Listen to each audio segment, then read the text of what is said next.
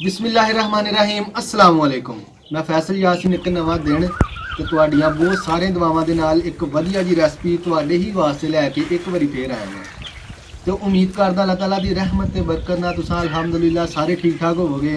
ਅੱਜ ਮੈਂ ਪਕਾਵਾਂਗਾ ਗੋਭੀ ਦੀ ਕੜਾਈ, ਉਹ ਵੀ ਰਵਾਇਤੀ ਅੰਦਾਜ਼ ਨਾਲ। ਤੇ ਮੈਨੂੰ ਪੂਰੀ ਉਮੀਦ ਆ ਕਿ ਜਿਹੜੇ ਅੰਦਾਜ਼ ਨਾਲ ਅੱਜ ਦੀ ਰੈਸਪੀ ਤਿਆਰ ਕਰਾਂਗੇ ਉਹ ਅੰਦਾਜ਼ ਵੀ ਤੁਹਾਨੂੰ ਬੜੇ ਪਸੰਦ ਆਉਣ ਵਾਲਾ ਹੋਗਾ।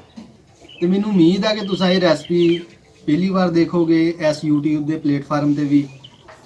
ਤੇ ਚਲੋ ਤੁਹਾਨੂੰ ਜਲਦੀ ਦੱਸ ਦਿੰਦੇ ਅੱਜ ਦੀ ਰੈਸਪੀ ਤਿਆਰ ਹੋਣ ਵਿੱਚ ਕਿਹੜੀ ਤੇ ਕਿੰਨੀ ਸ਼ੈ ਇਸਤੇਮਾਲ ਹੋਏਗੀ।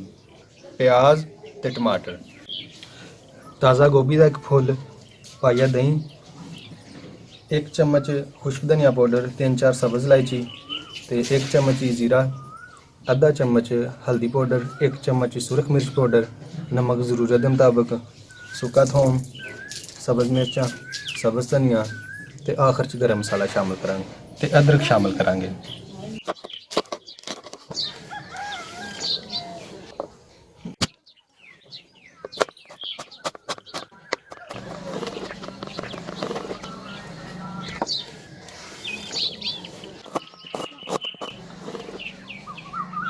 ਅਦਰਕ ਲਸਣ ਤੇ ਹਰੀਆਂ ਮਿਰਚਾਂ ਦਾ ਪੇਸਟ ਬਣਾ ਲਾਂਗੇ।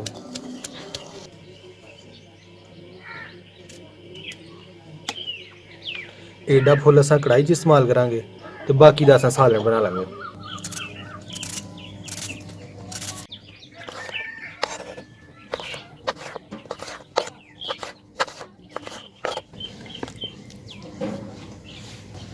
ਅੱਗ ਬਲ ਗਈ ਹੈ, ਕੜਾਈ ਚਾੜ ਦਾਂਗੇ ਚੁੱਲ੍ਹੇ ਤੇ। ਬਿਸਮਿਲ੍ਲਾਹ ਦੀ ਬਰਕਤ। ਸਭ ਤੋਂ ਪਹਿਲੇ ਕੜਾਈ 'ਚ ਸ਼ਾਮਿਲ ਕਰਾਂਗੇ ਕੁਕਿੰਗ ਆਇਲ ਤੇ ਕੁਕਿੰਗ ਆਇਲ ਥੋੜਾ ਗਰਮ ਹੋ ਜਾਏ ਉਸ ਤੋਂ ਬਾਅਦ ਅਸਾਂ ਗੋਭੀ ਨੂੰ ਵਿੱਚ ਸ਼ਾਮਿਲ ਕਰਾਂਗੇ।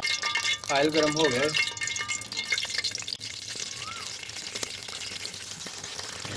ਗੋਭੀ ਨੂੰ ਅਸਾਂ ਉਨੀ ਦੇਰ ਤੱਕ ਫਰਾਈ ਕਰਾਂਗੇ ਜਿੰਨੀ ਦੇਰ ਤੱਕ ਇਹਦਾ ਰੰਗ ਗੋਲਡਨ ਨਾ ਹੋ ਜਾਏ। ਥੋੜਾ ਜਿਹਾ ਨਮਕ ਸ਼ਾਮਿਲ ਕਰਾਂਗੇ।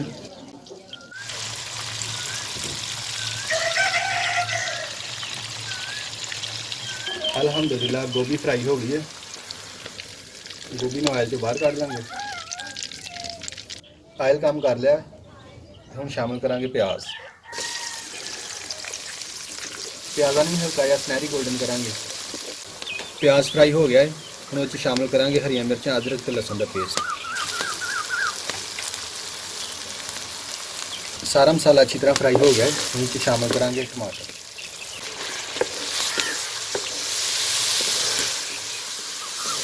ਟਮਾਟਰਾਂ ਨੂੰ ਹਲਕਾ ਦਬਾਈ ਜਾਵਾਂਗੇ ਤਾਂ ਕਿ ਇਹਨਾਂ ਦੀ ਅੱਛੀ ਤਰ੍ਹਾਂ ਗ੍ਰੇਵੀ ਤਿਆਰ ਹੋ ਜਾਏ।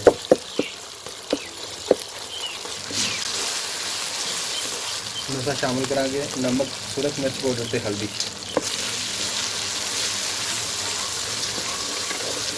ਗ੍ਰੇਵੀ ਬਿਲਕੁਲ ਤਿਆਰ ਹੋ ਗਈ ਹੈ, ਹੁਣ ਅਸੀਂ ਸ਼ਾਮਿਲ ਕਰਾਂਗੇ ਦਹੀਂ। ਗ੍ਰੇਵੀ ਨੂੰ ਉਨੀ ਦੇਰ ਤੱਕ ਫਰਾਈ ਕਰਾਂਗੇ ਜਿੰਨੀ ਦੇਰ ਤੱਕ ਦਹੀਂ 'ਚ ਜਿਹੜਾ ਕੱਚਾਪਨ ਉਹ ਖਤਮ ਹੋ ਜਾਏ ਤੇ ਨਾਲੇ ਦਹੀਂ ਆਪਣਾ ਘਿਓ ਛੱਡ ਦੇ।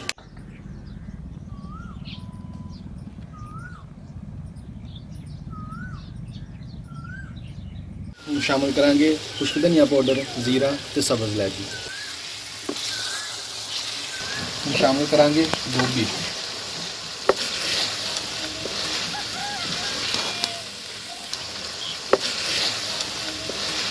ਬਿਸਮਿਲ੍ਲਾਹ।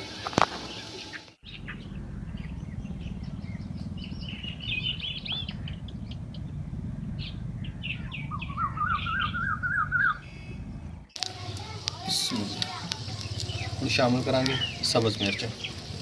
ਤੇ ਉਮੀਦ ਕਰਦਾ ਤੁਹਾਨੂੰ ਬੜਾ ਮਜ਼ਾ ਆਉਂਦਾ ਹੋਵੇਗਾ ਸਾਡੀ ਵੀਡੀਓ ਦੇਖਣ ਦਾ। ਅਗਰ ਪਸੰਦ ਆਏ ਤੇ ਲਾਈਕ ਕਰ ਦਿਓ ਤੇ ਨਾਲ ਹੀ ਸ਼ੇਅਰ ਕਰ ਦਿਓ ਆਪਣੇ ਦੋਸਤਾਂ ਨਾਲ ਤੇ ਫੈਮਿਲੀ ਮੈਂਬਰਸ ਦੇ ਨਾਲ। ਤੇ ਜਿਹੜੇ ਦੋਸਤ ਸਾਡੇ ਚੈਨਲ ਤੇ ਨਵੇਂ ਆਏ ਨੇ, ਅਸਾਂ ਦੋਨੋਂ ਭਾਈ ਉਹਨਾਂ ਨੂੰ ਰეკਮੈਂਡ ਕਰਦੇ ਕਿ ਸਾਡਾ ਚੈਨਲ ਵਿਲੇਜ ਫੂਡ 786 ਨੂੰ ਸਬਸਕ੍ਰਾਈਬ ਕਰ ਲੈਣ ਤੇ ਨਾਲ ਹੀ ਬੈਲ ਦਾ ਬਟਨ ਦਬਾ ਦੇਣ ਤਾਂ ਕਿ ਸਾਡੀਆਂ ਇਹੋ ਜਿਹੀਆਂ ਰਵਾਇਤੀ ਰੈਸਪੀਆਂ ਦੇ ਨੋਟੀਫਿਕੇਸ਼ਨ ਤੁਹਾਨੂੰ ਸਭ ਤੋਂ ਪਹਿਲੇ ਤੇ ਟਾਈਮ ਨਾਲ ਮਿਲ ਸਕਣ। ਬਿਸਮਿਲ੍ਲਾਹ ਰਹਿਮਾਨ ਰਹੀਮ।